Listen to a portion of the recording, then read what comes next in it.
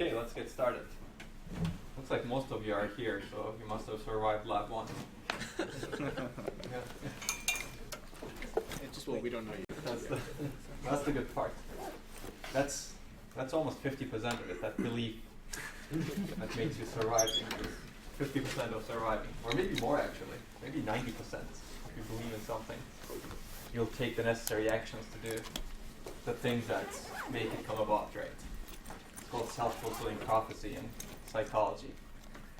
So you basically fulfill what you believe in by taking the necessary actions.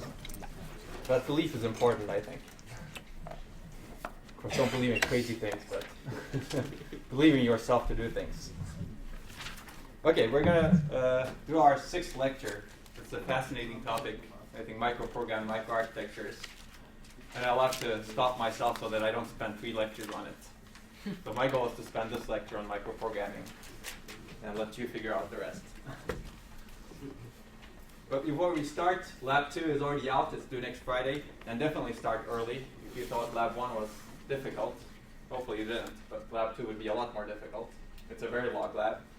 And lab 1.5 I'm not mentioning here, but you should really do Lab 1.5 before you start Lab 2. You won't be great on Lab 1.5. But Lab 2 is basically single cycle design for ARM, which we've discussed.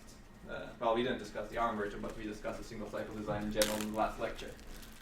Homework 1 is due this week, this Wednesday. And homework 0, I haven't looked at the latest submissions, but make sure you submitted this correctly. Otherwise, you won't get a grade in this course. It's fine if you're not here for grades, which I'm sure none of you are here for grades, or you're here for learning, but it's good to have a grade too, right? Good to have out on your record that you actually survived this class. Okay, the extra credit for lab assignment 2, I briefly talked about this. This is just to make sure that you got it on the slides. Basically, I'd like you to complete your normal single cycle implementation first and get it checked off in lab before you actually do the extra credit. Then you implement the MIPS. Well, this tells you I've done some copy pasting, right? ARM core now, which really doesn't matter for learning purposes, but it's fun to do ARM using a microcode report similar to what we will discuss in class today. And we're not specifying any particular details of the microcode format or the microarchitecture, so you can be creative. Yes. So does the extra credit not share the same due date as the lab? It does share the same due date. That's coming next. So we should get checked off like a week before? For the extra credit? Yeah, before you said get checked off first. Okay. Basically you could do it in parallel, but definitely get checked off for the first part. We're going to grade you separately for both. Okay? Basically, we don't want just the extra credit. We want both the lab as well as the extra credit. So if you can do the lab this week and the extra credit next week, that's the best approach in my opinion. And for the extra credit, the microcode implementation should execute the same programs that your ordinary implementation does. Well, this is kind of obvious, right? And you should demo it by the normal lab deadline. You can certainly use extra days if you wish, but I'd suggest you spare them for the future. Although you'll get maximum 4% of course grade, which is pretty significant for this extra credit assignment. But this is a substantial extra credit assignment too. But we'll give you a partial credit too. So if you actually have a good microcoded design, you'll get partial credit, even though not all instructions may work. And definitely document what you've done and demonstrate it well. This is fun because microprogramming is a really nice concept, as we will see today. Okay, there are a bunch of readings for today. You can do that after we discuss. Basically, I'm going to be focusing on the Pat and Patel book, Revised Appendix C, which talks about the microarchitecture of the LC3B. So we're going to be looking at LC3B. And Appendix A could be useful in following this, although you really don't need to know the ISA as much. You only need it such that you can follow what the instructions do. The state machine is enough, because state machine actually specifies the ISA. We'll see the state machine too. Appendix D from Patterson and Hennessy could be useful because they also talk about microprogramming within the context of MIPS. Although their design is not as elegant, I think. It's a much simpler microprogrammed hardware. This is kind of nice. An optional reading, this is actually the paper that introduced microprogramming in 1951, Maurice Wilkes. It's a 3 or 4 page paper titled The Best Way to Design an Automatic Calculating Machine. It's a pretty bold, aggressive title, right? Could be the best way at that time. It's not clear the best way. It's a beautiful way, though. This is actually from a talk that he gave at a conference. I think it's it's more or less a transcript of the talk. So I'd encourage you to read that. The terminology is a little bit different, but it's fun. And next lecture, we're going to start pipelining, unless I get carried away and start it today. And I'd recommend you look at the Patterson and Hennessy chapter 4.5, 4.8. And also, we have a handout for the pipelined LC3D microarchitecture. That should probably be S14, but it doesn't matter. You can get it in S13 and S14. Okay, a quick recap of past 5 lectures, very, very quickly. Actually, you have all of these in the buzzwords, right, which Rachada is keeping.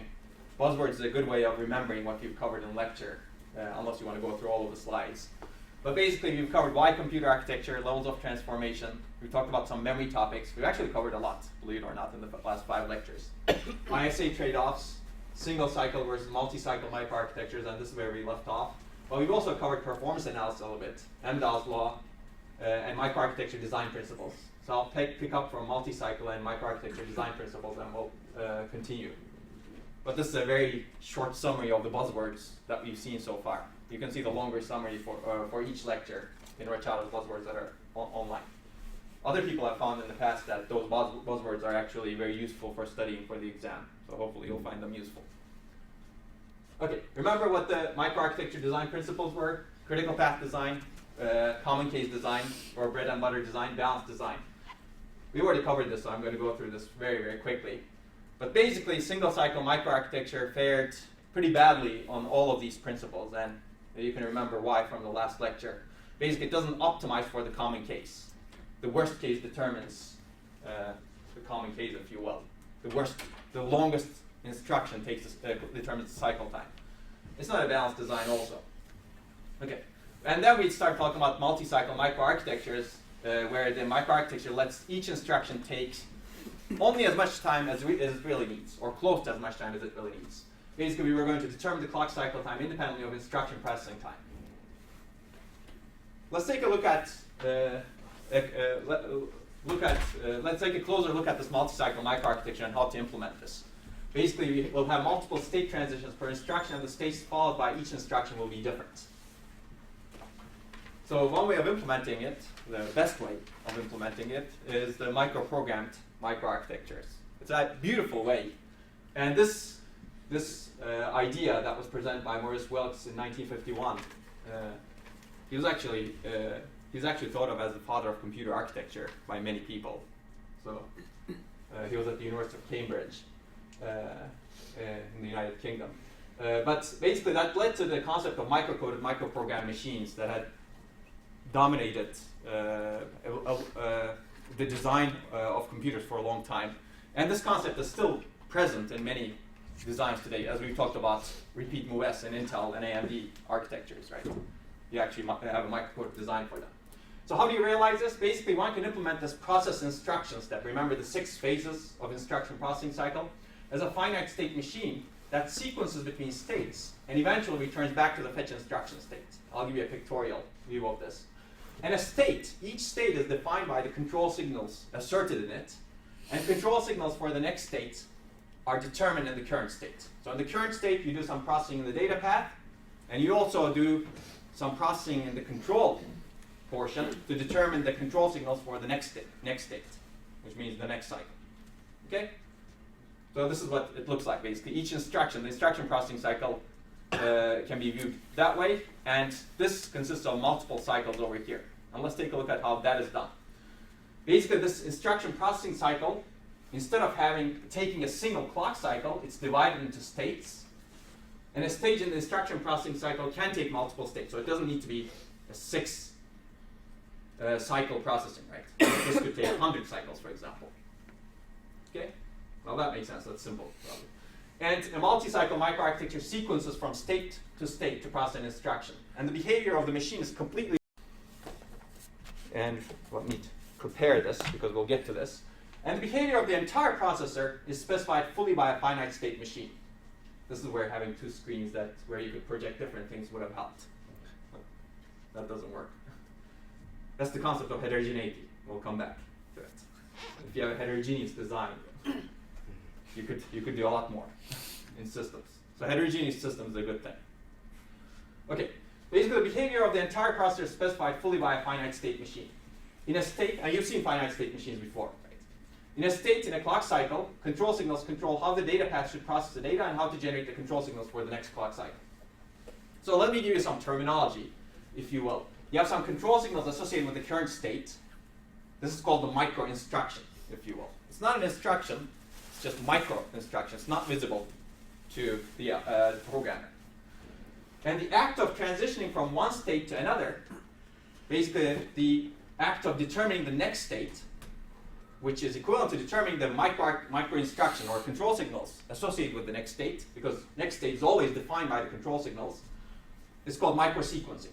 Basically, we're going to sequence through these micro instructions to implement the behavior of the ISA. And control store is a memory structure that stores control signals for every possible state in the machine. Basically, the entire finite state machine. And microsequencer implements this microsequencing. It determines which set of control signals will be used in the next clock cycle. In other words, the next state. This is just to introduce some terminology. This makes sense, right? Basically, you're sequencing through a bunch of states. Microsequencer determines what's the next state. And then based on that next state, you index a control store to get the micro instruction, and that micro instruction determines what happens on your data path in the next cycle. That's it. I guess we'll get to that figure soon. Make sense? Okay. So what happens in a clock cycle? We've talked about this briefly before, but there are two things that are happening in any machine in a clock cycle. First, the control signals, or the micro instruction in this case, for the current state control several things. They control processing in the data path. What does the ALU do? What does this MUX do? What does that MUX do? What's loaded onto the bus? Right? What does the memory do? It also controls, these control signals also control the generation of control signals for the next cycle. So you use it for the data path and you use it for the control for the next cycle. Basically the micro instruction for the next cycle. And we'll look at the supplemental figure in the next slide, why we do it this way. Supplemental figure is the hand-drawn figure. Actually, my best tool is not Xfig, it's really hand, drawing by hand. Well, we'll take a look at it. And data path and microsequencer operate concurrently. So this is what the microsequencer does, this is what the data path does. Well, we talked about this before, right? Why not generate the control signals for the current cycle in the current cycle? This says that you're generating the control signals for the next cycle in the current cycle. Why not do both of them at the current cycle? Yes? Because the control signals determine what the data path does, which then tell you what the control signal should be for the next cycle, which is why you would latch that. If you don't latch it, then it'll be like a feedback loop, right? And your clock cycle will lengthen, right? You could actually determine what your data path does in this cycle by generating the control signals in this cycle, but that'll be a long clock cycle. Whereas now we're pipelining, if you will. Okay. That's so you could break that feedback loop, actually. You have to latch something, yes, definitely true. Yeah. But you could determine your control signals for the next cycle in the next cycle, which means that your next cycle is just longer. Okay? That's basically the concept. Why would it lengthen the clock cycle? Because it takes some time to actually determine these control signals. Right? Let's take a look at this. Basically, think about the entire processing as a sequence of clock cycles. At cycle n, in a microprogrammed state machine, and you also generate the control signals for the next cycle. You figure out what the next state will be and generate the control signals for the next cycle. Now you can keep your clock cycle short. Okay. And at the end of the cycle, you latch the results of the data path processing, and you also latch the control signals needed for the next cycle. Now, at the beginning of the cycle, you have all the control signals available to do processing in the data path, okay, because you've already generated the control signals. Now, the alternative is this. You generate the control signals for cycle n at the beginning of the clock cycle, and you also do processing for data path for this cycle, for this state in the finite state machine. Now, this is bad because step 1 is really dependent on step 0, right? And if step 0 takes non-zero time, which it does because it takes some time to generate the control signals, clock cycle increases unnecessarily. So we don't want to do this. This is a design principle. This is, remember the critical path design? You don't want to lengthen the critical path. You want to separate the control and data processing. Make sense? Generate the control signals as early as earlier than you need them. You don't want to generate them too early, perhaps, because then you store them somewhere for a long time. but generate them right before you need them, but not in the same clock cycle. Okay? Make sense? Okay. So this is the state machine, LC3B control and data path that I was promising. Basically, you have this control logic, and you have the data path, and memory is also contributing to it, and they communicate. At every cycle, there's some processing that goes in the data path, and we'll take a look at this soon. At every cycle, there's some processing that happens in the control path, if you will, control logic.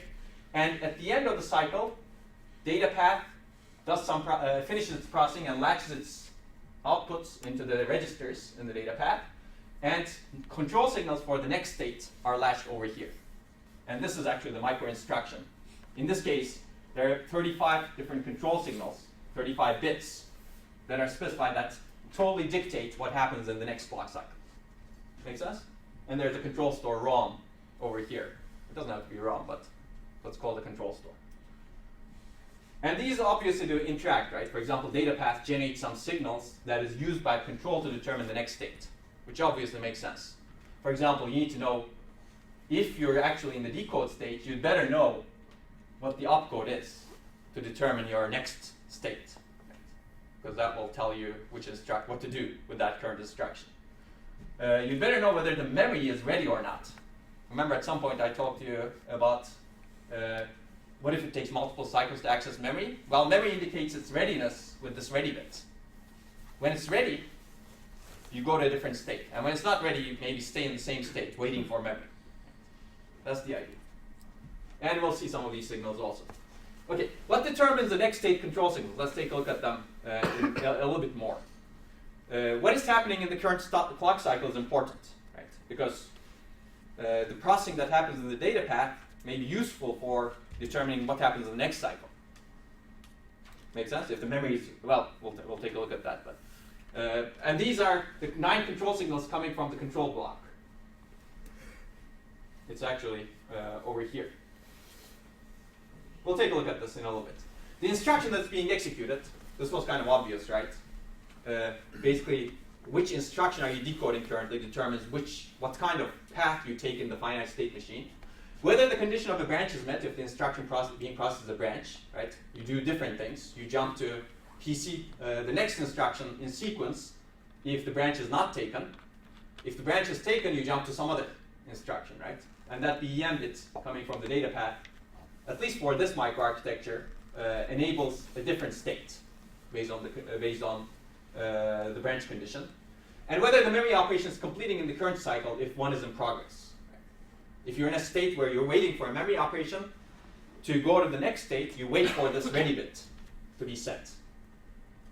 And if the ready bit is 0, then you stay in the same state. We'll see that in the state machine. Okay, I'll show you the state machine very, very soon, actually. Basically, the behavior of the LC3B microarchitecture is completely determined by the 35 control signals. And these are the 35 control signals that I mentioned earlier that were produced by this control store. And additional 7 bits that go into the control logic from the data path. Well, where is this? There you go. These are the 7 bits coming from the data path, right? I believe this is 5 bits here and 2 bits over here. 7.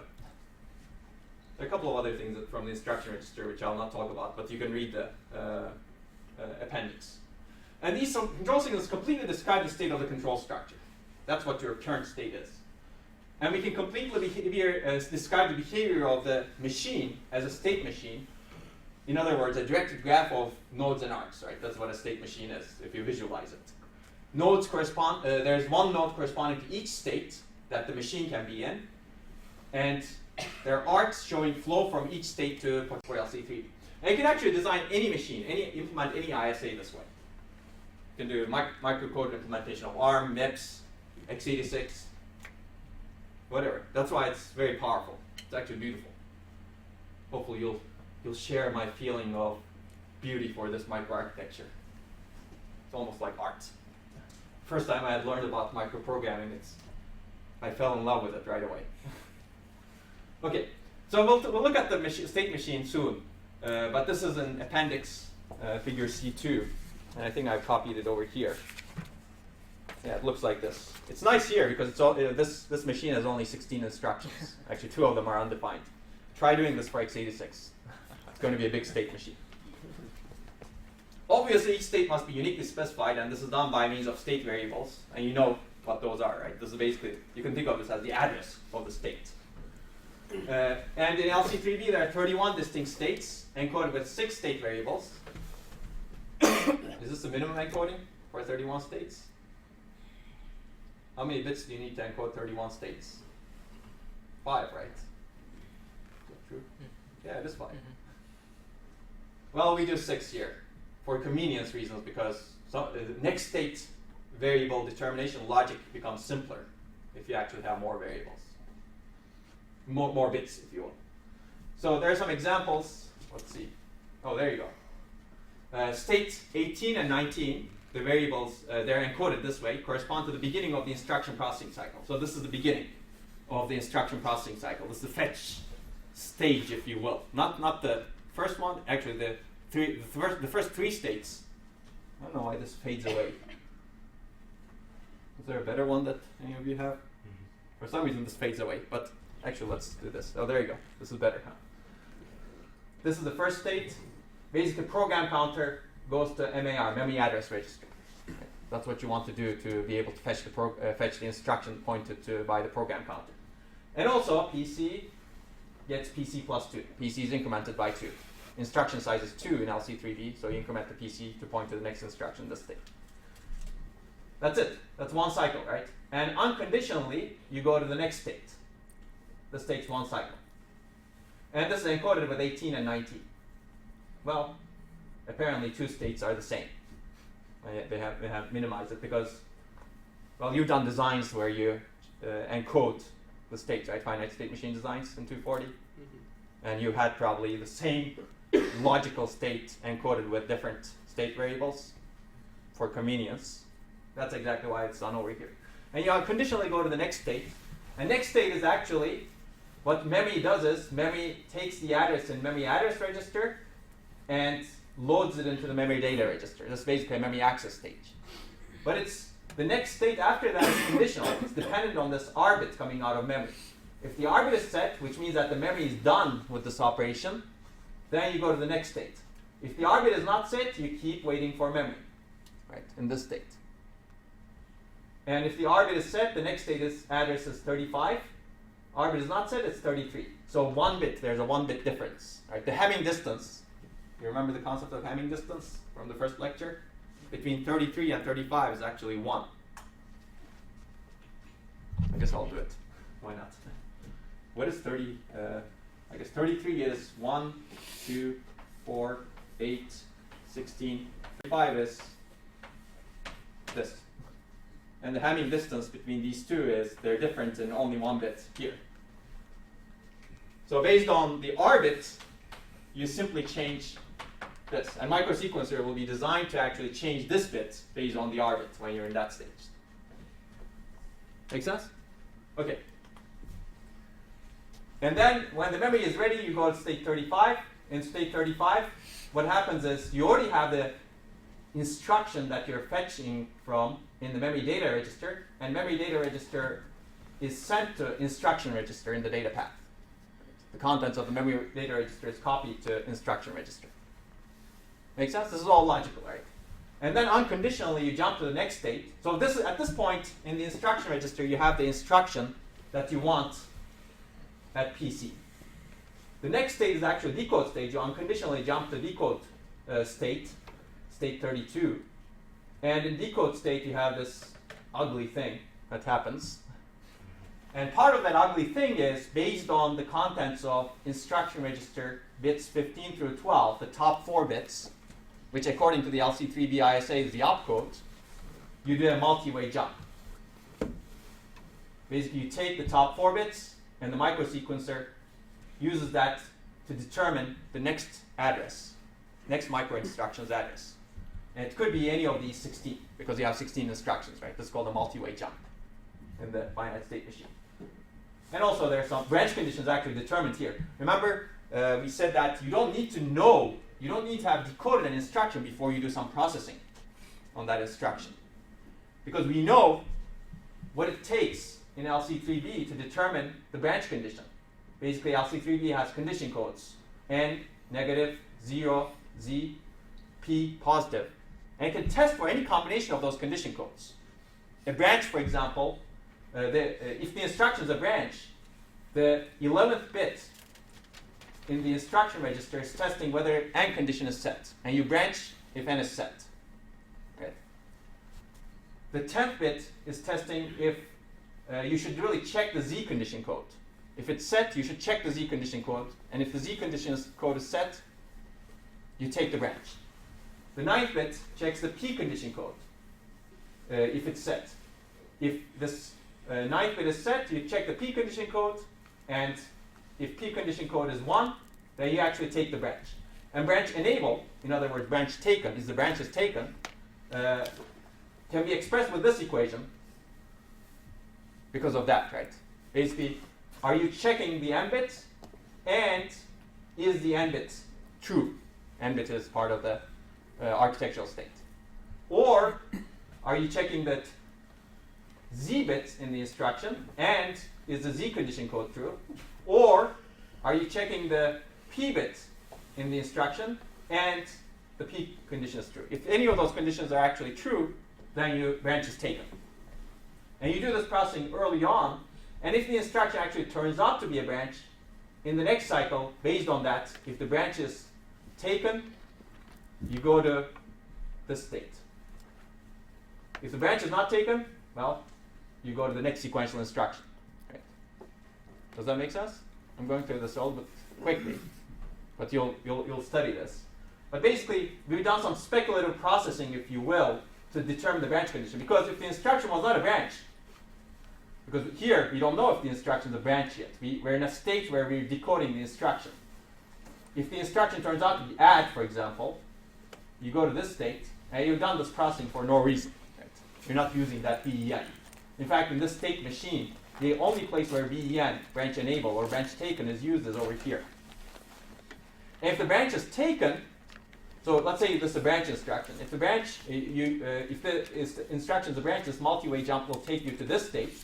And in this state, you check, there's logic that checks the branch enable bit. If that's set, if the branch is taken, you go to this state. What does the state do? Well, it calculates the branch target here. Make sense? It takes PC, adds to it left shifted 9 bits offset, so it's a PC plus offset addressing mode, and places it to the PC. You would like to do that only if this instruction is a taken branch. If you had done it earlier, then you would have to undo it if the instruction is something else, right? Because normally you would go to PC plus 2, and you already incremented the PC plus 2. Make sense? And then the next state after that, now you change the PC. The next state is unconditionally state 18, which is now go to the next instruction and fetch it. You already changed the PC. It's beautiful, isn't it? You completely specify. And you do this basically for every instruction. You have states, or a state or multiple states for every instruction. One more, let's pick, I don't know, XOR. XOR is a nice operation. If after this decode state you figure out the opcode, and opcode says it's XOR, the microsequencer will take you to this state, and it'll determine the micro instruction at the end of the state. And this next state, the entire next state, is devoted to this XOR operation. XOR operation, what does it do? Basically, in this state, you read the source register 1, and you get the second operand somehow. And it could be actually, if you look at this state diagram, up to maybe source register 2, or a sign extend immediate 5, and this is depend on the steering bit, if you remember the LC3B ISA. One bit specifies whether your second operand is source register 2 or a sign extended immediate. So you do all that processing in this cycle. You do the XOR, the data path does the XOR, and the destination register is written by the end of the clock cycle, actually at the clock cycle. And also in parallel, there's some other operation. LC3B has condition codes. You set the condition codes. Well, it could be in parallel, but not fully in parallel, because condition codes are dependent on the value of the destination register. Basically, condition codes are set based on whether or not destination register is negative, 0, or positive. So you need to have some logic that checks that. You'll have that in ARM too. Okay? then the next state is unconditionally state 18. You go back to the beginning. Okay. Well, I guess I've already described some fetch phase. If you look at this fetch phase as state 18, 19, and then state 33 and state 35. Decode phase is state 32. Decode is simple in this case because this is a fixed length uniform decode ISA. It's not a variable length. If it's a variable length ISA, then this could have taken many, many cycles also. Okay. It's beautiful, isn't it? If you do the extracurricular design, you would be doing this for the ARM instructions. And you'd be designing all this yourself. Of course, there's an easier way to design it, but I won't tell you about that now. This is a more elegant design. It took some time to actually put this on paper, whereas there's an easier way to design the microsequencer. Here, the states are determined such that you could do things like this. One ready bit flips one bit, and then you go to the next state. But you don't have to do that. You can actually have a huge number of state variables and add the ready bit somewhere, right? Okay, anyway, I won't give you more hints. So some questions. How many cycles does the fastest instruction take over here? Well, you don't have it in front of you, probably. Yes? 5. You said 5. Well, if you assume the data is like ready in one cycle. Okay, that's good. I like that if part. Yes. If you assume the memory is ready in one cycle, your answer is right. 1, 2, 3, 4, 5. It could be the add, it could be the XOR. It could be whatever this is. I think that's a jump. Yeah. 5 cycles. Yeah, the fastest instruction more generally takes 1 plus m, how long it takes to access memory, plus 1, 1, 1. 4 plus m cycles. Right?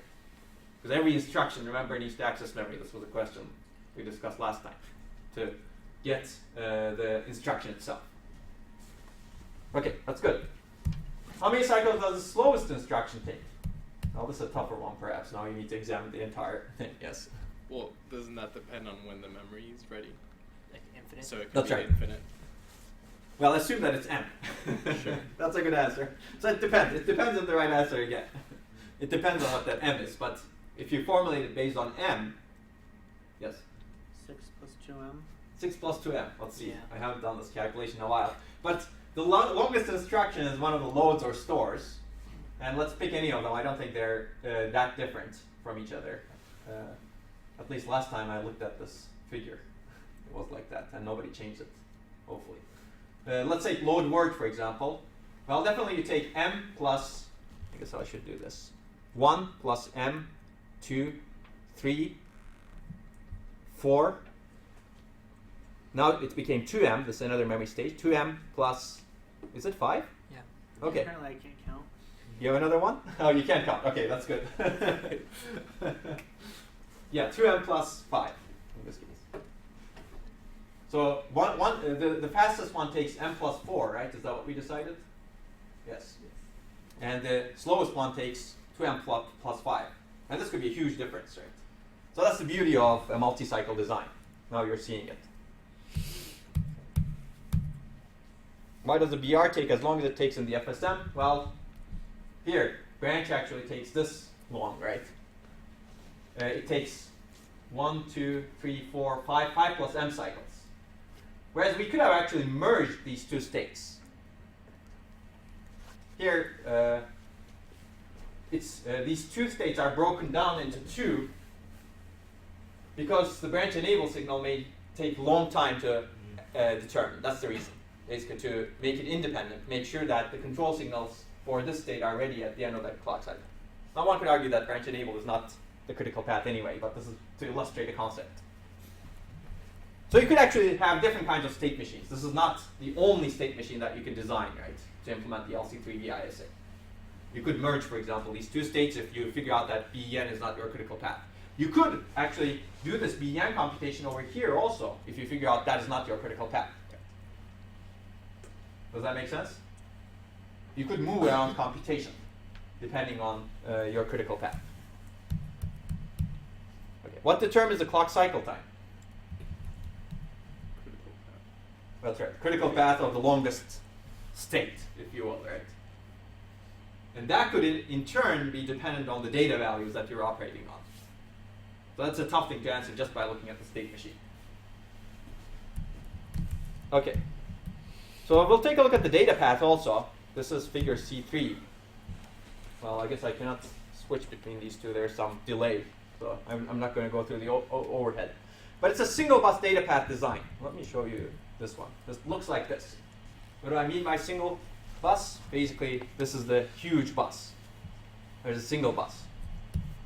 And at any point, only one value can be gated onto the bus. In other words, can be driving the bus. The advantage is low hardware cost. You have only one bus. But you don't have to design it this way. You can have hundreds of buses, right? The advantage of hundreds of buses is now you can have many concurrent things going on in the data path processing.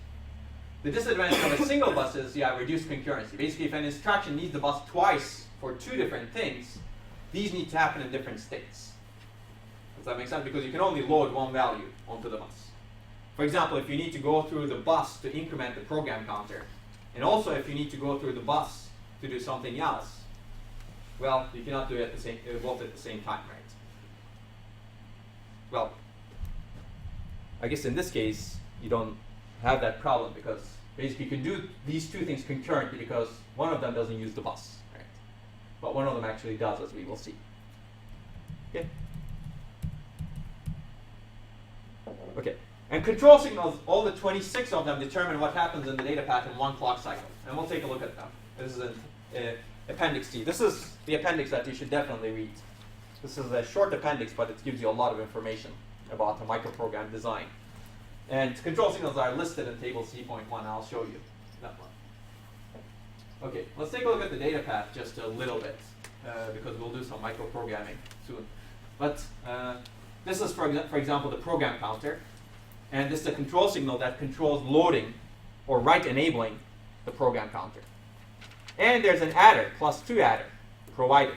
Remember, this is the PC increment, the default PC increment to go to the next instruction. And this is the PC mux, C+2, or the target of a branch determined this way, or something coming from actually the bus. Right?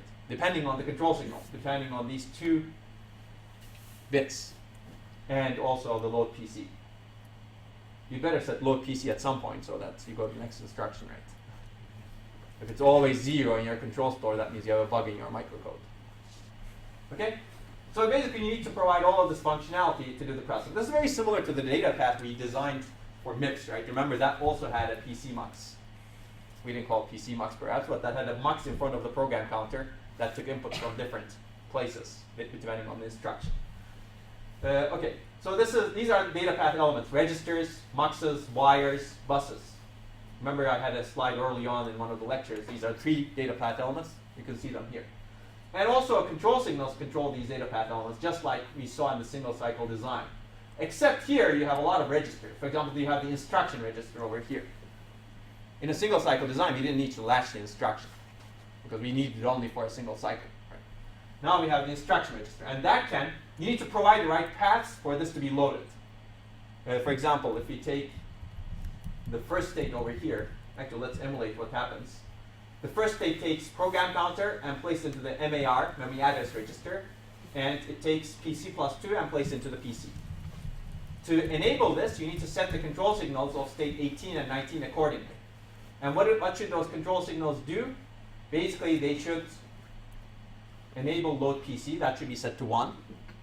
And also, PCMux should better select this +2 input, right? You need to set the control signals to do that. So that accomplishes PC +2 goes into PC. The second thing that happens is PC gets loaded into the MAR. What is MAR? Well, it's in this mess over here called memory. That's the memory address register. The memory operates by, you basically load an address into the MAR, and then you say memory, enable. Do I write or read? Well, if you're doing a write, you better supply data in the MDR also, but we're going to do a read.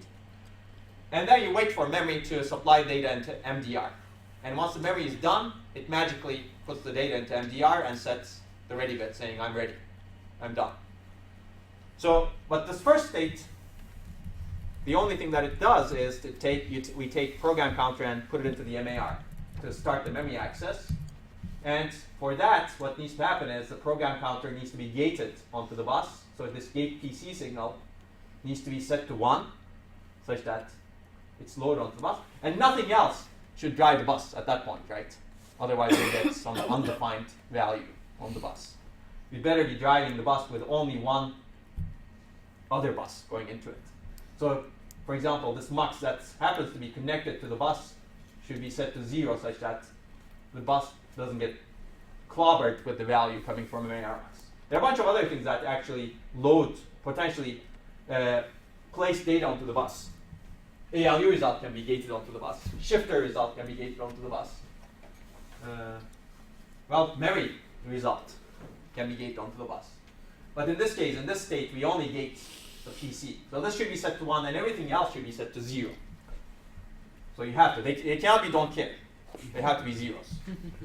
Okay? So once you gate PC onto the bus, PC travels during the clock cycle somehow. And it gets latched into the MAR. To ensure that, you need to set the load MAR signal to 1.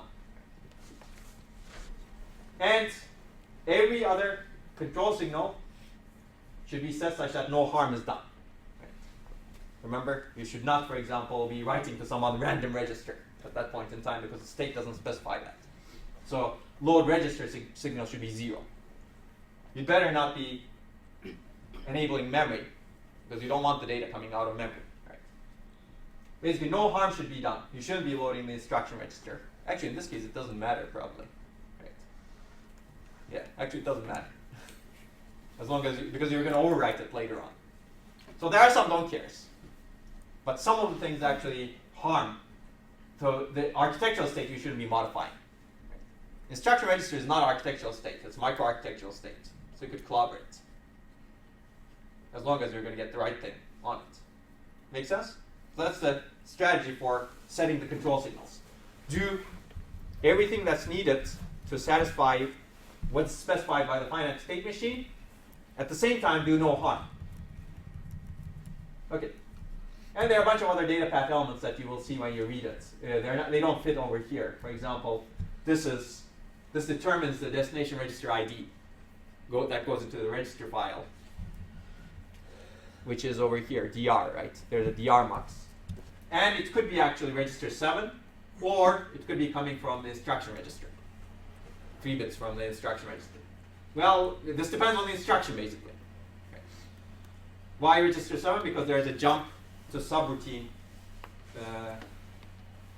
that saves the program counter into destination register 7 in LC3B. So if you have decoded that instruction, that control signal is set such that DR mux selects register 7 as the destination. If you have an operated instruction, then the result is coming from, the result will be written to these 3, the register specified by these 3 bits in the instruction register. So you better select that input of a mux. Does this make sense? Okay. Then there's a bunch of, so this is the logic that determines the branch enable, basically. Whether you're testing for that condition code and if that condition code is set. And there's also similar SR1 mux. This was actually similar in the single cycle design for MIPS. Remember, the source register and the destination register can be 2 different things depending on the type of the instruction. That's what's happening here also. And these are the full 26 control signals that are used solely in the data path. And this is a nice way of actually designing a machine, basically. There are these load signals that write enable different registers. And it could be no, don't write enable, or load, write enable. There's these gating signals. There's these muxing signals. There's this operation signal, ALU, what should the ALU be doing? And the memory related signals. Should you enable memory? Are you doing read or write? What is the data size? Should you be doing a left shift? Actually, left shift is not memory, but we'll see that. Well, you'll get intimately familiar with it when you actually do the microcoding or homework too. You're looking forward to that, right? Okay. Okay, so how does instruction fetch happen in this data path according to the state machine? I think we've already talked about this. What is the difference between gating and loading? according to the terminology I can find. Should be simple. Say it again. Loading changes state, right? Loading changes the register. You write enable. Gating drives the bus, basically. That's the main difference. Is this the smallest hardware you can design? I guess it's a tougher one because you haven't examined it as much. I'll flash it again. Is this the smallest hardware you can design for the LC3B ISA? Us, probably, yeah. Probably, yeah. Are you sure? Think about, yeah. I mean, you could technically get rid of the MDR and the MAR and use registers in your register file to control, take those, and you could probably get rid of the PC and put that in your register file. So you can always cut stuff out whenever you have the specialized registers. It might not be pretty, but you can get rid of it. The difficulty of using the architectural registers is you'll be clobbering the architectural state. So you cannot do that with those registers. But so for some other registers you could do. For example, you could actually have IR, maybe, I'm not sure about this, serve as some other register at some point. You could do that. What about the adders? I guess you'll have to find the adders without giving you that hint. So there's this adder over here, right?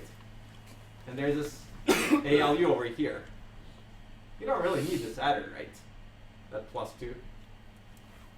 You could increment the PC by going through the ALU, right? If you provide the right paths, obviously. So that's the reason why you cannot, this is actually not the smallest hardware. You could have a single adder in your entire design and do all of the operations through that adder.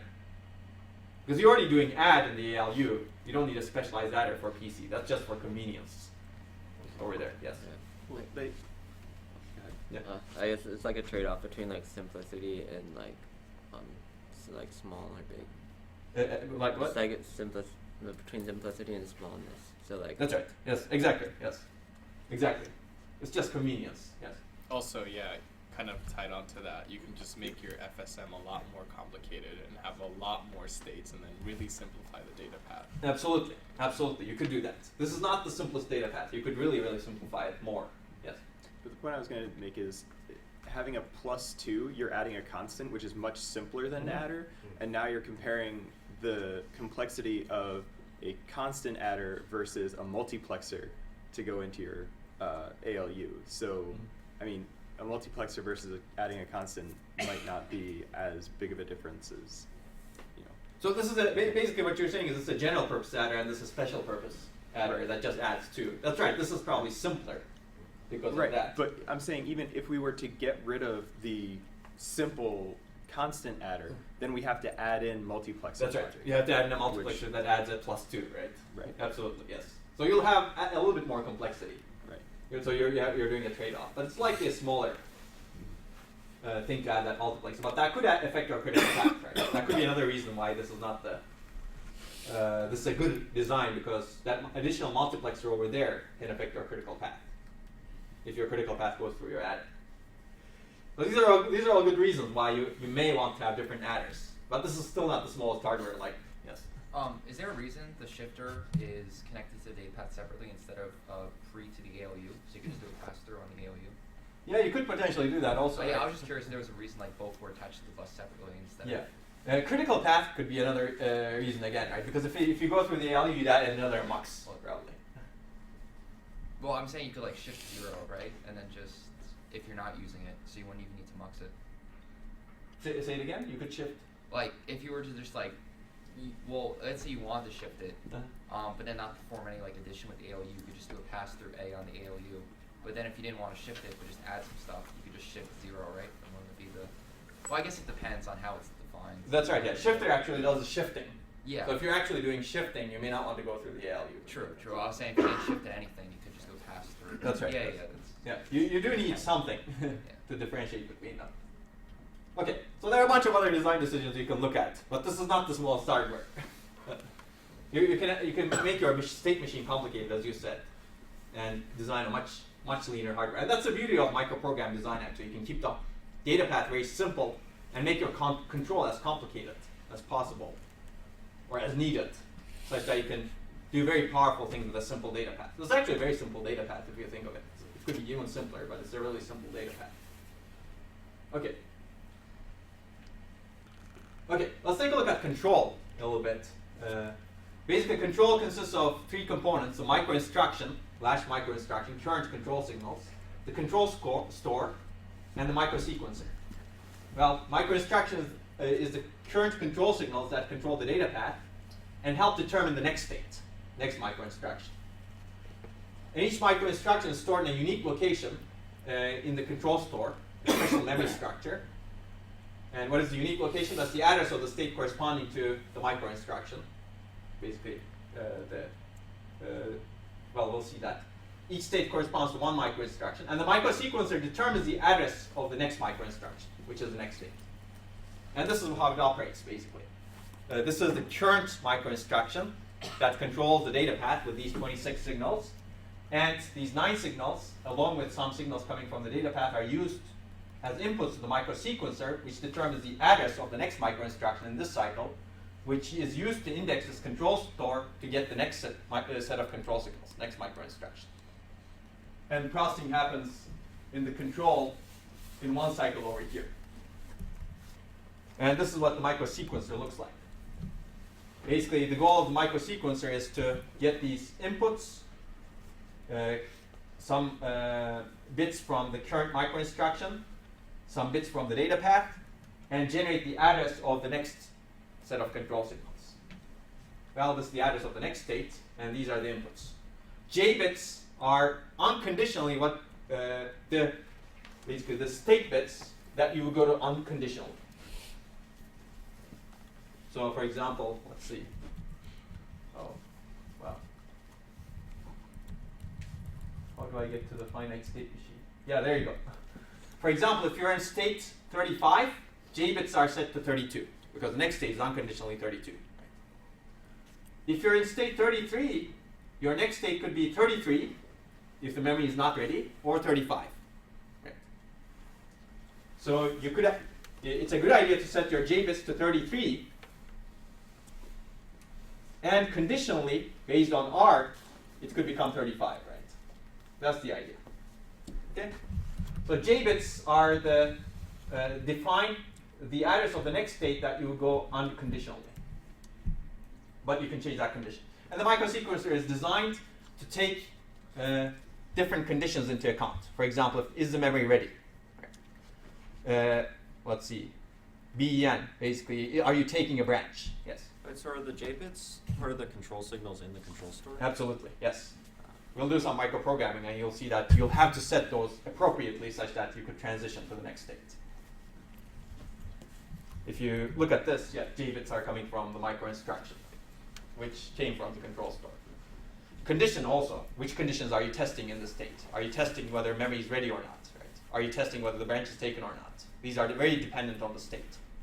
IRD is another thing, actually, that's my question. IRD does this, which looks interesting, right? It basically takes either the 6-bit address of next state coming from J bits, conditional or unconditional, or it picks the next state as this, 0, 0, and top 4 bits of the instruction register.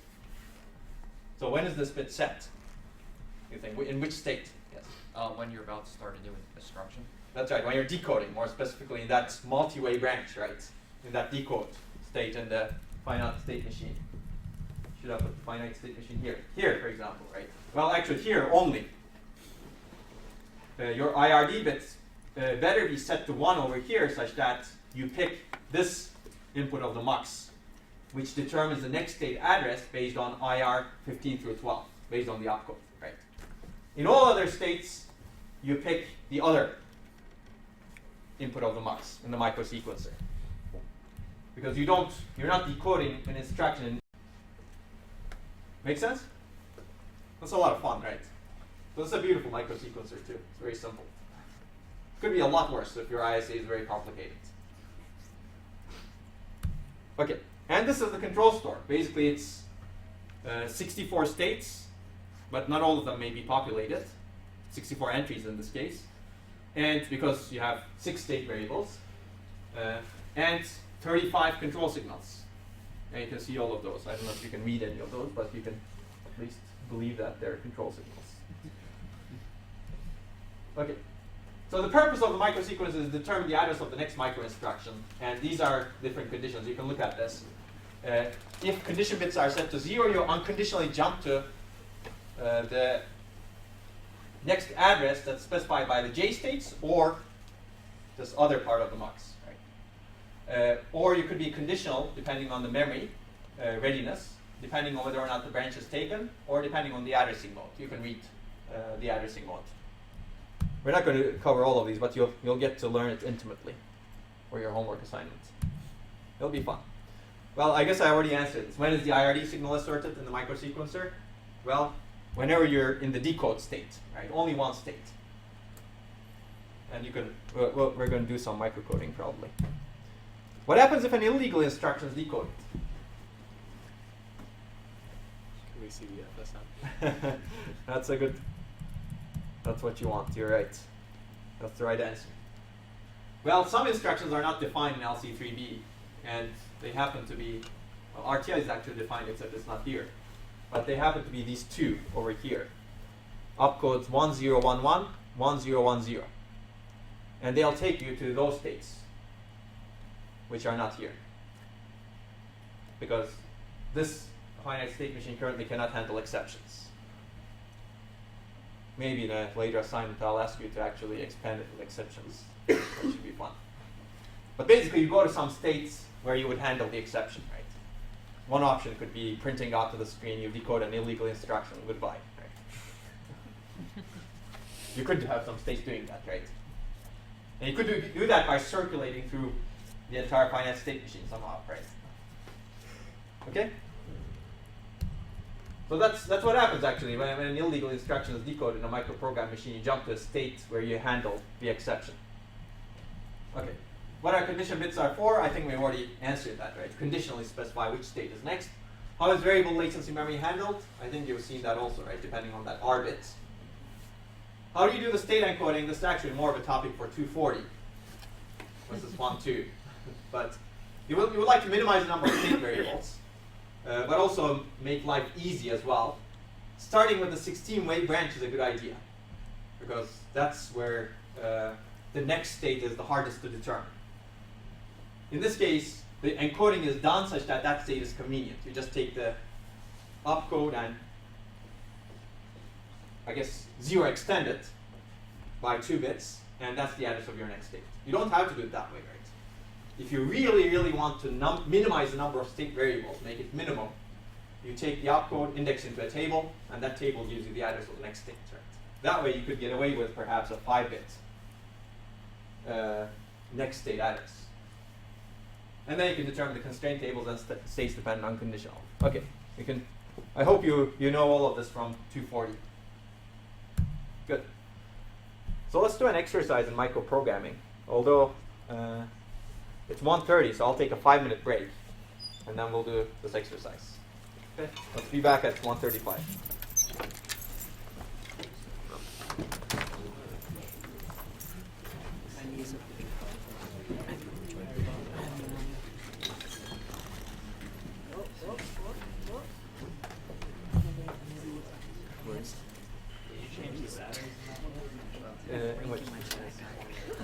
Oh, you think that's because of it? All right, so let me try it. I saw it earlier. It was like fading. I'll make you so janky. These are these 7 pages on Microprogrammed LC3D design. You can find them over here. And this is one picture. There's another picture, another picture, another picture. Well, I'm not sure if we put in this one, but I was going to go through the states, at least some of the states for LDW, just to give you an idea of what a microprogram design looks like. And these are the pages. So basically, what you will do for your homework is fill in this table based on this, and this information could be useful, and what the data path looks like, and the state machine. It's fun. Who's excited about it? Yeah? Well, I'll give you some states. Let's start with some states. Which state do you want to do? So for example, if you want to execute a load instruction, this is the part of the finite state machine that does the load. Do you want to go through some of the states here? Yes? No? Okay. Have we already done state 18 and 19? Do we want to do that again, or shall we start with the next state? No, let's. You can do 18. We can do 18? Okay, let's do 18. Since you want 18, I'll do 18. And I'll try to switch to here. You know, I have all of these things. Should be able to recycle these batteries. I actually have a question. What's the reason for having 18 and 19 be the same state instead of just having it be 18? Yeah, because it keeps the microsequencer simple. Because it so happens that there is, if you look at, let's see, we'll give you which one is that. There you go. Basically, if you look at all of these, they all jump to 18 right at the end, so that you start fetching the next instruction. But it so happens that there's some conditional state here. It's encoded as 17. And you either stay in the state, what is this instruction? This must be a store. Well, it's a store byte in this case. Basically, it's conditional based on the ready bit. And it happened to be encoded as 17. And remember, the ready bit, you stay in this state, 17, if the ready bit is set. If it's not set, well, the other way around. If it's not set, you stay in the state. If it is set, well, the microsequencer is designed such that ready bit determines the second one. So it so happened that this go to 19, went to 19. Now you could have added another mux just specially for this state. If you're in the state 17 and ready bit is 1, then jump to state 18. But to keep the microsequencer design nice, we just change the state encoder. And this doesn't change anything because you just waste one control store entry, that's it. Does that make sense? Okay. Okay, so let's try to do this. Dakya and Rachada can record this, I believe. I guess I did figure it out. But I wonder how I'm going to switch between these things. Oh, I know. The old style. Because I need to show you a bunch of things at the same time to be able, well, I guess I show you some things here. This is what we're going to implement. I guess I only need the data path. Where's my data path? There you go. Okay. So we're going to, this is called microcoding, basically microprogramming. We're going to generate determine the control signals for the states for load word. And I'm not going to do the entire thing because otherwise this will take me a long time. But you can find it online, I think, in a previous class. So you can cheat and get 7 states out of 31 quickly. But I wouldn't recommend doing that. Okay, so state 18, what does it do? It basically, well, I guess it's here. I got to adapt. You take program counter and place into MAR. You take program counter +2 and place into the program counter. That's what we need to enable. And the next state should be state 33. So let's first figure out what happens in the data path. And these are the data path control signals over here. And then we will fill in the control store related control signals. Yes? Can you zoom in a little bit? Oh, can I zoom in? You cannot see this? No, you're challenging my technical skills here. I'm hoping I can do, oh, there you go. Zoom. Is it zooming in? There's a zoom here.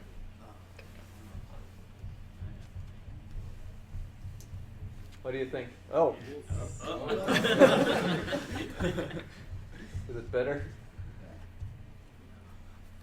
Now you guys who are in the back can come closer also. Sit on the table. Is it better, do you think? Mm-hmm. Yeah, I think that's all we need, yeah. Looks like we don't even need the bottom states because I'm not going to go get to them. Now, this is unfortunately located. Okay. Because I cannot unmount the dot cam, so we'll have to make do with this one. Okay, so that's what we're going to do. We're going to implement this first state. So let's take a look at the data path. What do we want to happen in the data path? I guess this is the data path. We want to take program counter and place it into the MAR. So how does that work? Program counter is here. MAR is, well, you cannot see it. Well, I guess, now you can see it. MAR is here, right? How do you do that? Well, we basically want program counter to go through the bus. So we'd better set gate PC to 1. And we better set every other gating signal to 0. That loads the program counter onto the bus, or gates the program counter onto the bus. And we better set load MAR to 1, and every other load register signal to 0. That's it. That accomplishes that task. Well, I shouldn't say every other load signal, because there's something else that happens in the state. PC plus 2 goes to PC. But let's first, the only thing that gets gated on the bus is really the program counter, right? Because PC plus 2 we're going to increment through here. So gate PC signal should be set to 1. Load MAR signal should be set to 1. Load PC signal should be set to 1, and this should be appropriately set. That's really all you need, I think. Yes? For the muxes, because the ports aren't numbered, is there a convention from left to right? Yes, that's an excellent question. There's, oh boy, it's not here.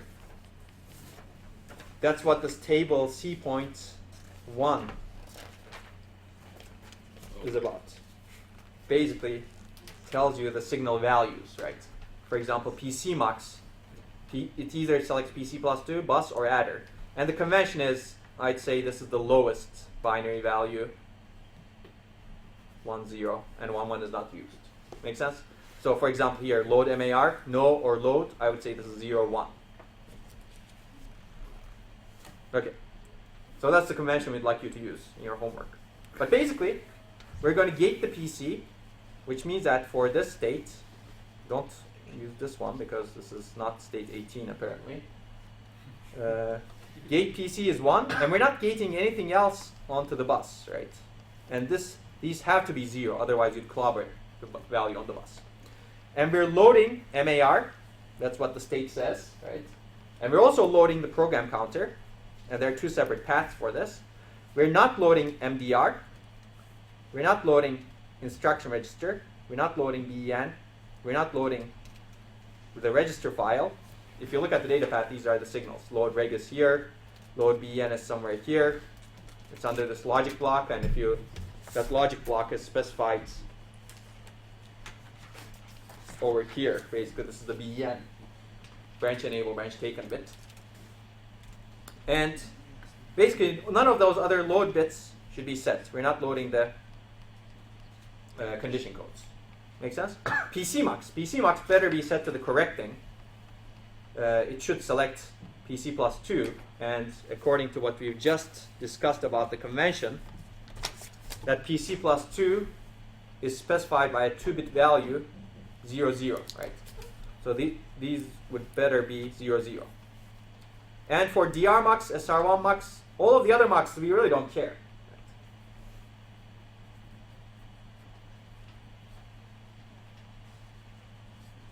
ALU operation, we don't care. We're not going to latch its result, right?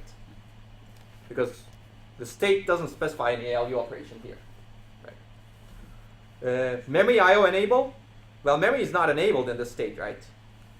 If you look at the data path, there's an MIO enabled signal. And it's called memory and IO together because it's really memory mapped IO that's happening here. Once you read Appendix C, you'll see this.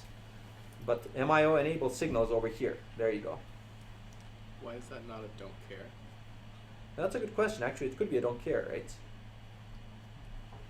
Yeah, you're right. Yeah, since you're not. Say it again? You're not loading the MDR. That's right, yes. Yeah. Absolutely. You're right. Because it's a mux signal. There you go. So. Well, it's also used somewhere else. Additional control logic. Yeah, that's the problem. Yes. There you go. So it's used, so you got to be careful in the data path. It's also used to enable memory. You could argue again that you could enable memory, right? Yeah. And then you could re-enable it. But for energy reasons, I don't want to enable memory. It really depends on how the memory works over here. In this case, let's not enable memory if we're not doing a memory operation. Okay? And if you were to make memory enable a don't care, then you would have to make it a read, because if it were a write, then you'd be writing something arbitrary. That's right, exactly. You'd have to, exactly.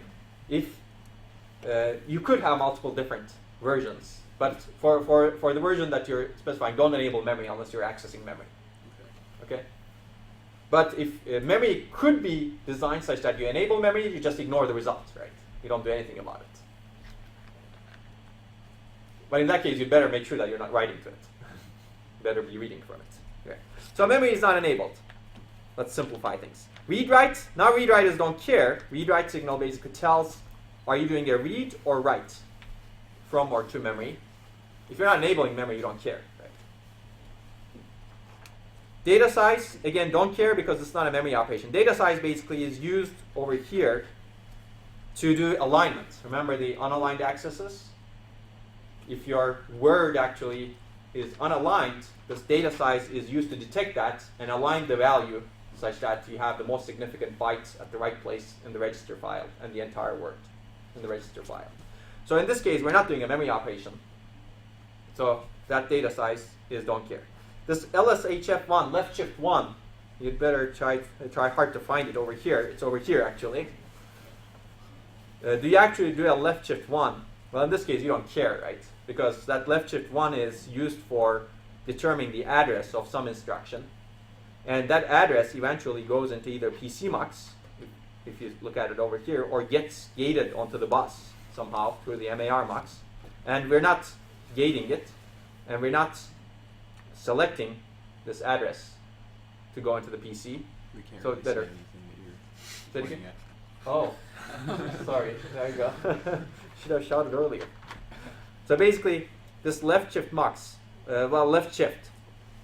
Do you do a left shift or do you not do a left shift? Controls the output of this adder. And that adder's output is either going to the PC, which we're not selecting in this cycle, definitely. Right? We're selecting this one. Or it goes into the MAR mux and then maybe selected. But we already did this don't care because we're not gating anything through the MAR mux. So this can be don't care also. Right? So that's it. That's basically our well, it's not, micro instruction that's used in the data path. Now we'll finish the control. Part of the micro instruction that's used for the control. And if you look at this, there are three signals. Well, if you first of all, if you look at the state, the next state is unconditionally state 33. Right? What does this mean? Basically, you're not in a decode state, so IRD should be 0, right? You're definitely selecting the unconditional 6 bits coming from the J bits. And it's unconditional. You're not waiting for any condition to determine the next state address. You're not waiting for memory. You're not waiting for branch. And you're not waiting for this IR 11 bit. And J bits you can simply set to 33 and select to go to them unconditionally. What is 33? Right? So if you're in state 18, next state is unconditionally state 33. So J bits are set to 33. Condition is set to 0, 0 because it's unconditional. Well, I guess I took a leap over here and assumed that they're 0, 0, but they're 0, 0. I knew that from before. And you're not in instruction register decode state, so you set that to 1. So you set that to 0. Right? Make sense? So that's your micro instruction for state 18, basically.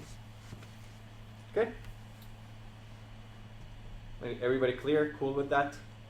This is fun, right? You can actually program an entire machine. Basically, this is you're really programming. This is really programming at the lowest level. It's very powerful. We'll see how it's powerful. Let's do state 33 too.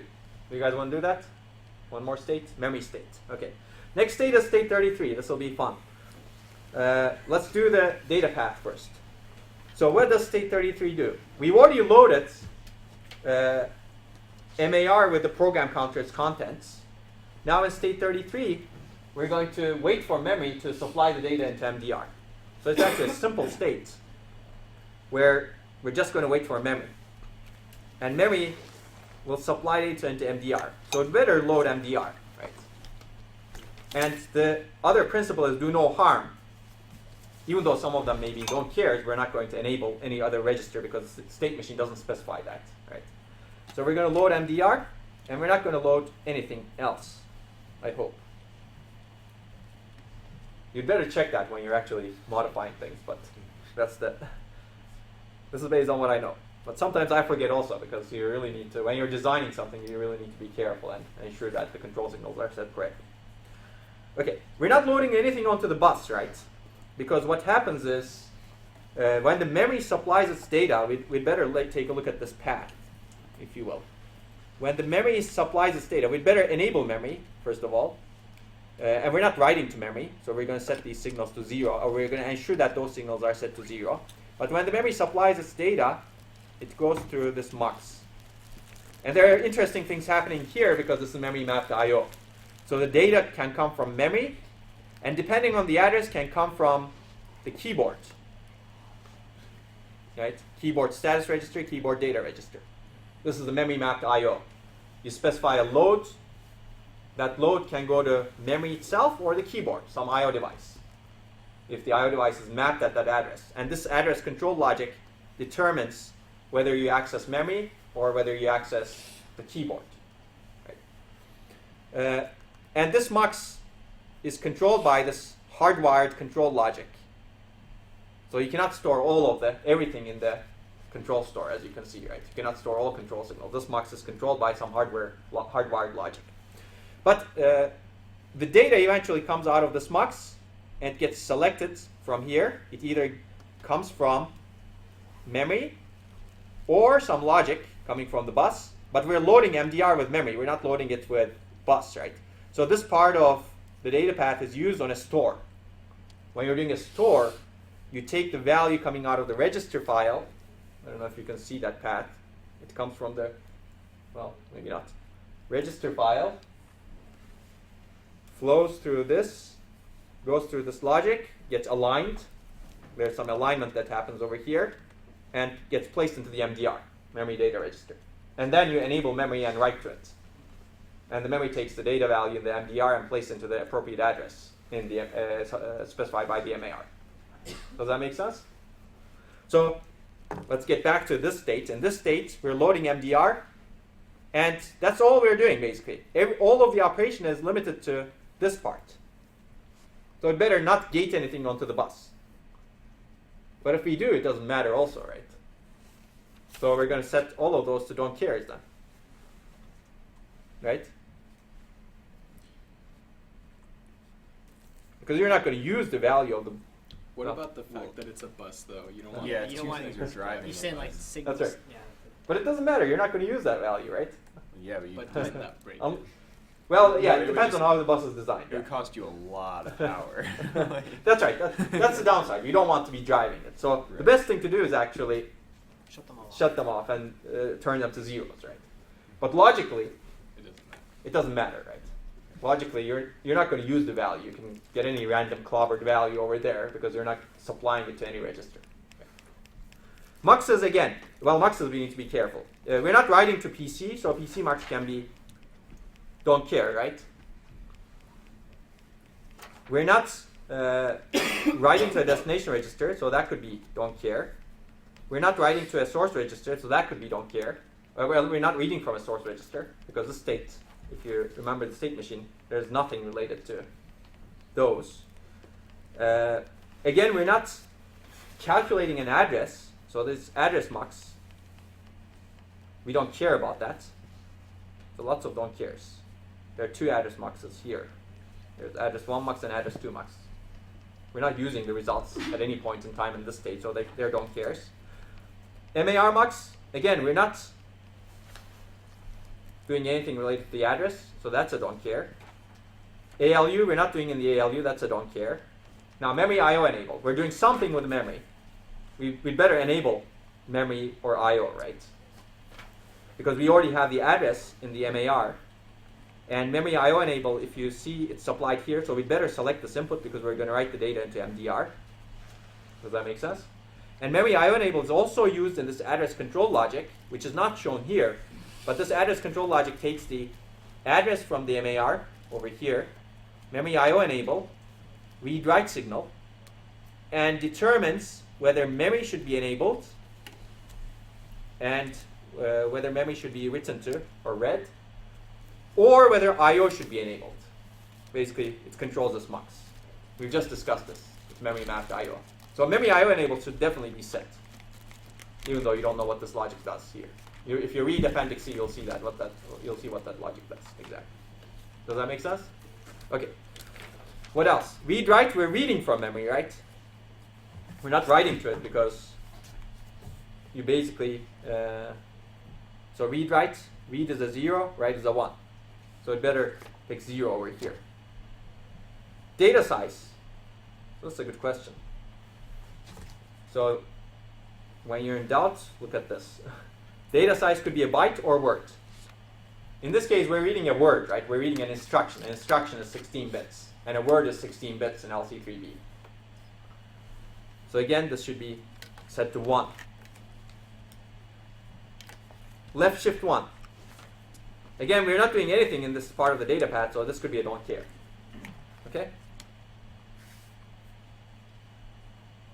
So if you're purely optimizing for do no harm and logical correctness, then these are the correct set of control signals. Lots of don't cares.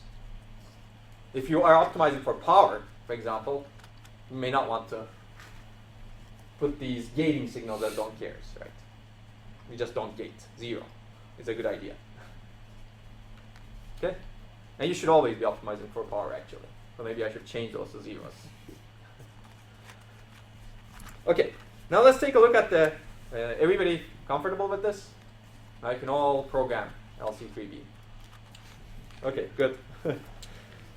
Let's take a look at the control, because this is interesting now. Control is a little bit more interesting than the previous one, because control is not unconditional anymore. If you look at our control, we're in this state, and the next state depends on this R bit, right? If R bit is not set, you go to state 33. If R bit is set, you go to state 35.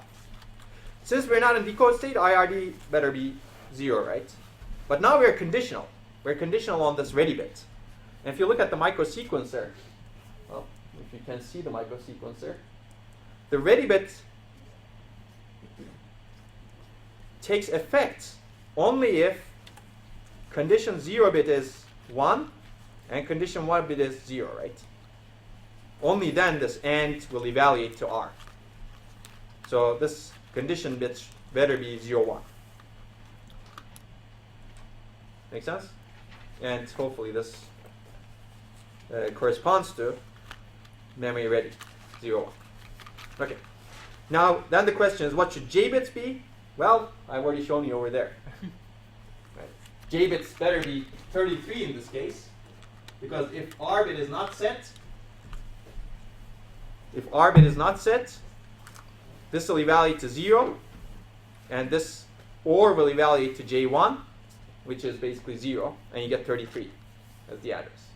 If R bit is set, then this will evaluate to 1, and this OR will evaluate to 1 regardless of that J bit, and you will overwrite the second J bit, and you get 35, right? Because their Hamming distance is 1. So J bits are the same as in the previous state. Make sense? It's fun, right? You could do this for every state. I don't know if we want to do it for one more. What do you guys think? One more? No. Who wants one more? Don't be shy. Okay. There's at least one person who wants one more, so I'll do one more. Do you want to do the next state, MDR goes to IR, or do you want to do some other state, random state that we pick? Decode. Decode state? Decode. Oh, you want to do decode? That's easy. Who wants to do decode? Whatever you think the hardest one is. Let's do load memory or something. Oh, load memory. I'll let you figure that out. That's fun. We already did load memory actually, partly, right? Yeah. We were really loading from the MDR. The other loads will be similar, except the bytes, the sizes will be different, perhaps, right? Depending on loads. All right, let's do the decode state if you really want that. That's really easy though. Okay. Well, what happens in the decode state?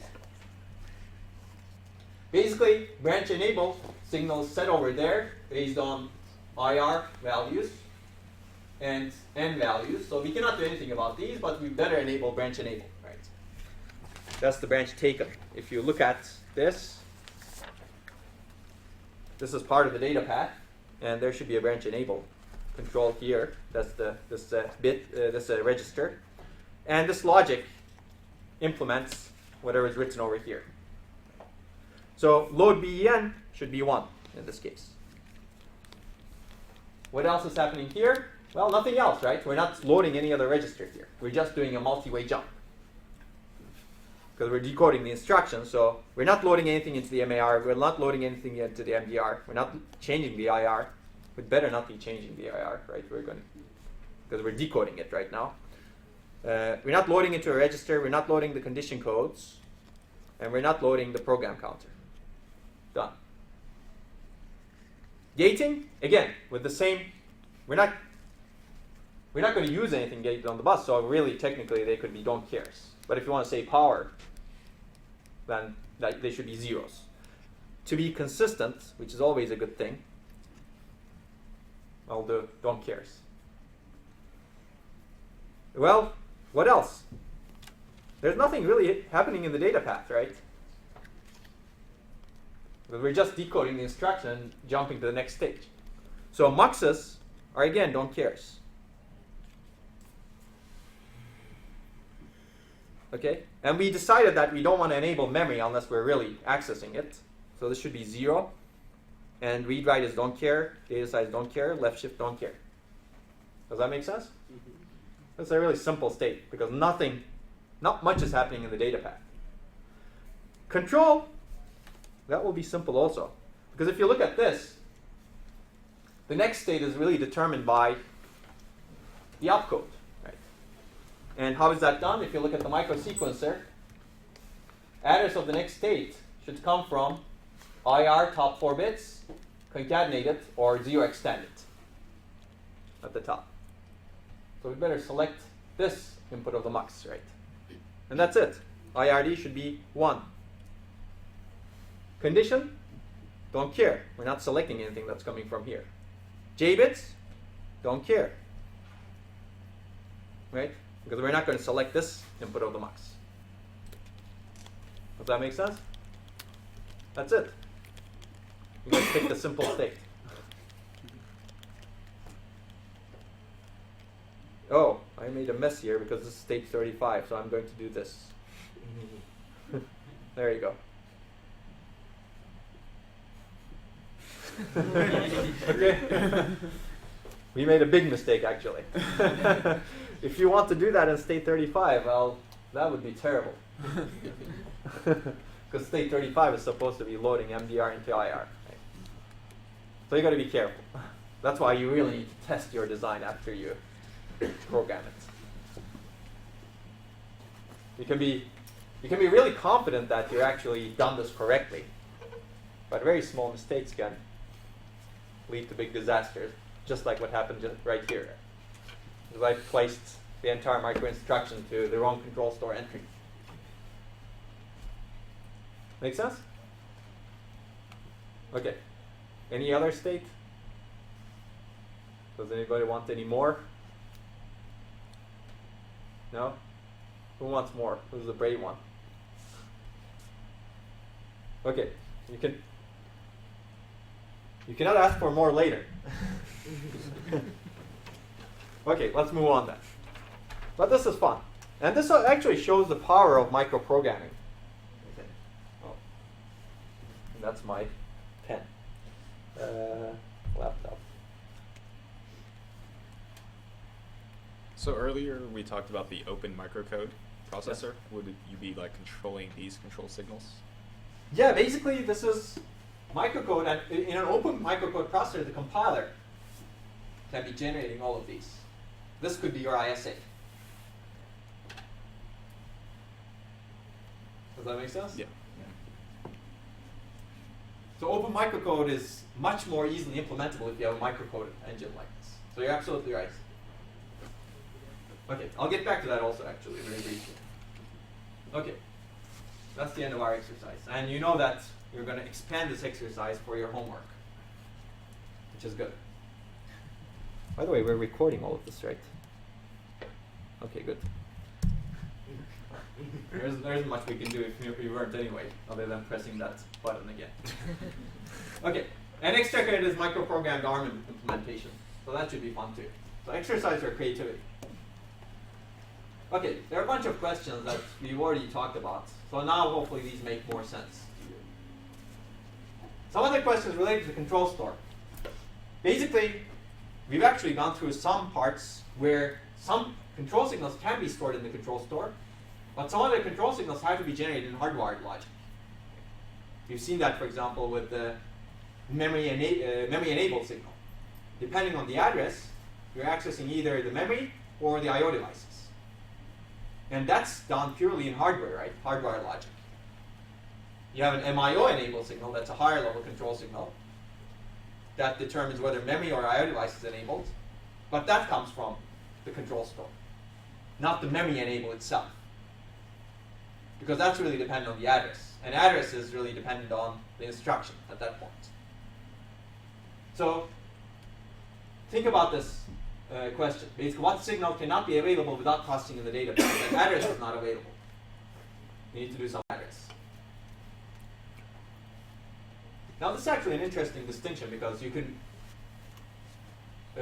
so you're generating the control signals for the next state.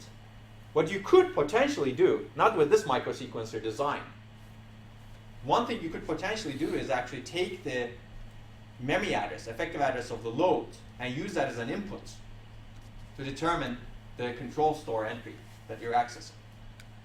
And you could generate a different control signal, store a different control signal based on whether or not the address actually falls into an I/O device range. So you could expand your control store very large, make it very large, such that you don't need to do this hardwired logic. But it doesn't make sense. It doesn't make a lot of sense if you want to design a good processor. So sometimes it's much more convenient to generate the control signals with hardwired logic, especially if you're testing whether an address is equal to this, use this control signal. You could think of having special entries in the, having many entries in your control store, as many as your addresses, to generate that. It's possible to do that. That's probably a bad idea. Right. Okay, so these are actually, these can be converted between each other. Whenever you have hardwired logic, you can actually do a, you could actually have stored it in the control store. But sometimes the trade-off may not make sense. Okay, we already talked about variable latency memory. Well, we couldn't have done this in a single cycle microarchitecture. Some other advanced questions. What happens if the machine is interrupted? You're in the state machine and somebody's requesting your attention. Some network packet comes in. Right? Some keyboard input comes in. How do you go and handle that? Yes? Well, in this one you said it didn't handle it, but you would have to wait until you check for that at some point. Like one of your states checks for it. Exactly, yes. In one of your states, you probably want to check for it. And if you want to preserve precise exceptions, which we will talk about, you'd better check for it at a clean boundary, not in the middle of an instruction. For example, a breakpoint is a nice interrupt, right? When you reach a breakpoint in your program, well, it's an exception really, but exceptions or interrupts are similar from this point of view. You jump into some other part, right? You do something special, basically. And where do you put that interrupt handling logic in the state machine is important. You'd better do it once at a point where you haven't started the next instruction and you've finished completely the previous instruction. Which means that state 18 is a good place to check for this. I don't know if I have the... Okay, I'm not going to do the switching overhead.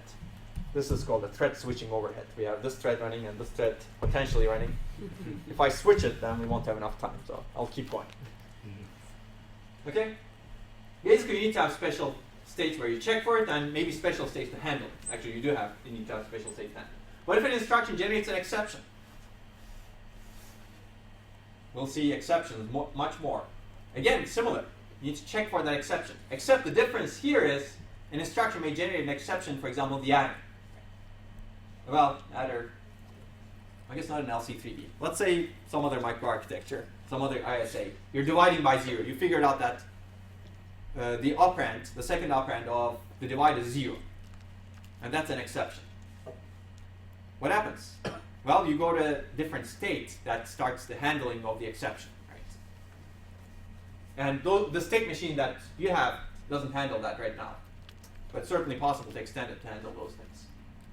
How can you implement a complex instruction using this control structure? For example, repeat MOS. I think we'll ask you to do that for homework 3 probably. But think about it. You could actually do repeat MOS nicely with this control structure, right? You basically sequence through all of those instructions and maybe add more states. Actually, we'll need more states. Basically, this concept of control store of micro-instructions enables the hardware designer with a new abstraction. It's really microprogramming. You're not designing purely hardwired logic. You're really programming the control signals. Now the designer can translate any desired operation to a sequence of micro-instructions. If they want to do more, they may need to add more control signals, but you could do that. All the designer needs to provide is the sequence of micro-instructions needed to implement the desired operation, the ability for the control logic to sequence through the micro-instructions, the microsequencer, and any additional data path control signals needed.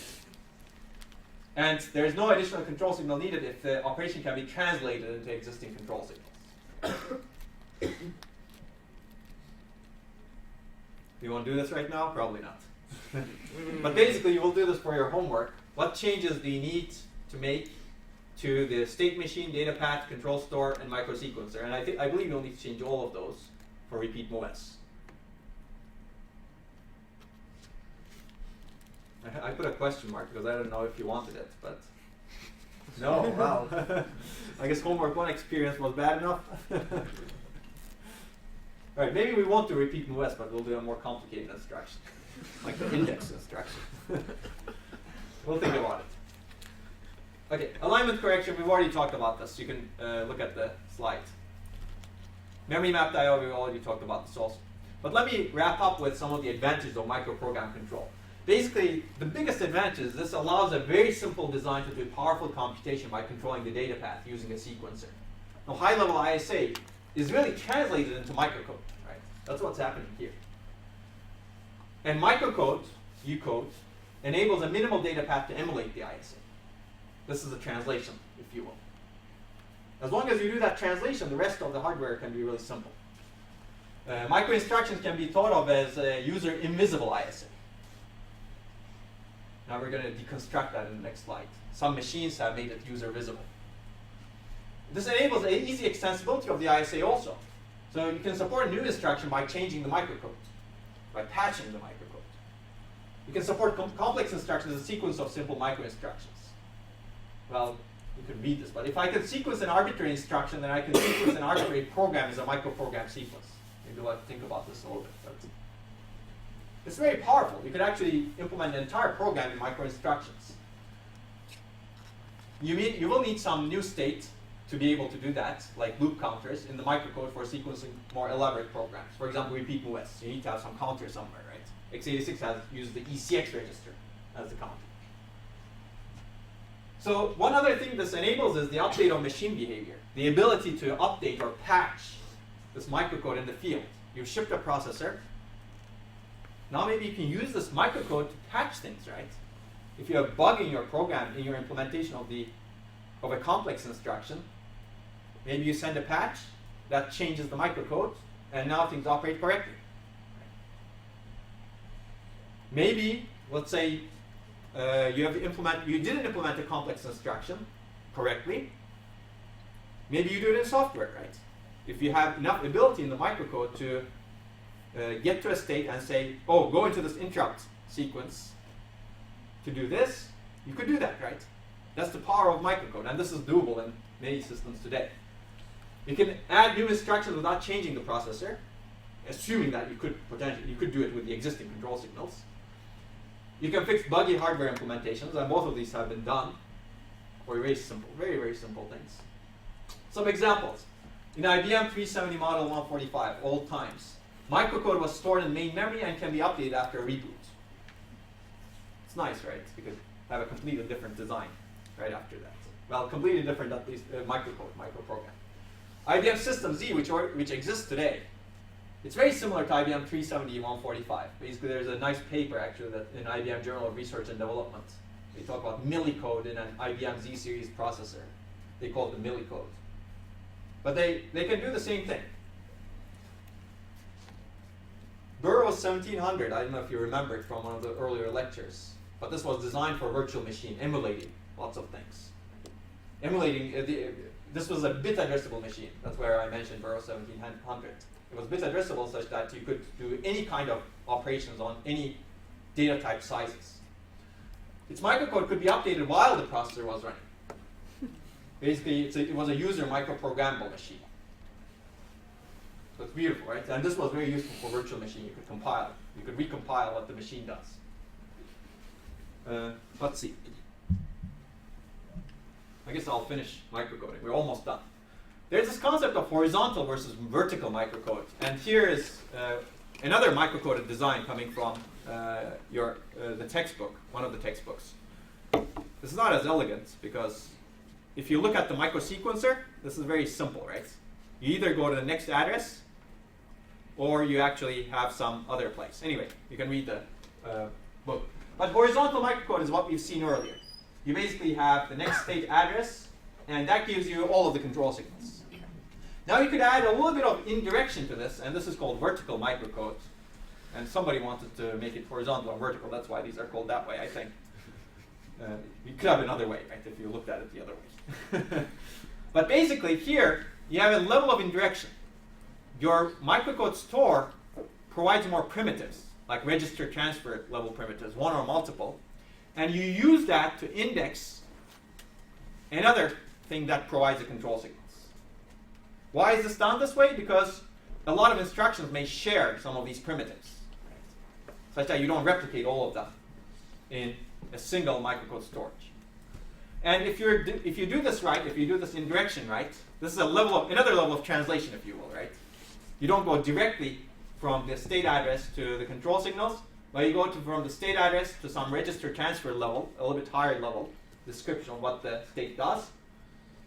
And it could be multiple things. And then from that, you go to control signals. Now, if you design this nicely, then these two microcode stores together can be smaller than this horizontal microcode. And at some point, this was really important because this took a lot of space in the machine. People optimized the size of this in the 80s, for example. They wanted this to be minimal because it consumed a lot of hardware. So vertical microcode was developed for that reason. There's a concept of nanocode or millicode, and I'll cover this and then we'll be done. Basically, nanocode is a level below traditional microcode. You could think of these as microcode, but there are different abstraction levels. Microprogram control for subsystems. For example, a complicated floating point module can be nanocode. I'll give you an example. Millicode, a level above traditional microcode, and these are not actually a solid terminology. IBM, for example, calls it millicode. Alpha calls it PAL code. But it's really microcode. You can think of all of these as microcode, actually. In this case, ISA level subroutines that can be called by the microcontroller to handle complicated operations as system functions. In both cases, the goal is to avoid complicating the main microcontroller. Basically, you have sub-microcontrollers controlled by the main microcontroller. Let's take a look at this. For example, you can have a floating point unit that operates very similarly to what we've discussed. Right? A floating point unit that has a microcontroller to control a simple data path. Maybe you don't implement all of the floating points in hardware, but you go through a sequence of micro instructions. And that could be controlled by a microcoded processor implementation. Basically, the processor starts the floating point unit, and floating point unit sequences within itself. And you could think of this as nanocode and this as a microcode. But from the point of view of the floating point unit itself, this is really microcode. And this is also microcode. Right? Okay, let me finish this. Basically, I'm not going to cover all of this, but by now you should be very familiar with the advantages and disadvantages of multi-cycle and single-cycle architectures, as well as microprogramming versus hardwired control. I'll leave you with this question. Can we do better? Well, too bad. I guess you have the slides. What limitations do you see with the multi-cycle design? And we're going to overcome those limitations in the next lecture. Okay, see you Wednesday, right? Okay.